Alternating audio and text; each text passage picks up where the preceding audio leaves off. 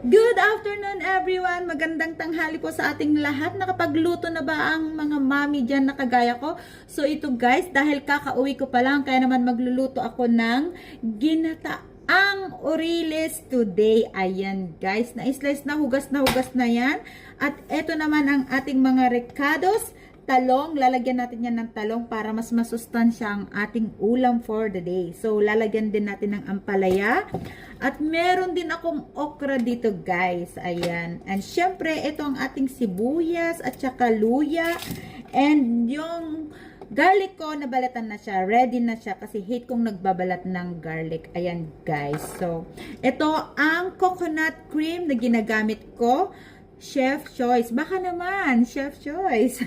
So, ito po yung ginagamit ko kasi ito masarap po siya talaga at malasa siya. Para sa mga hindi nakakaalam, Chef Choice, one of the best coconut cream.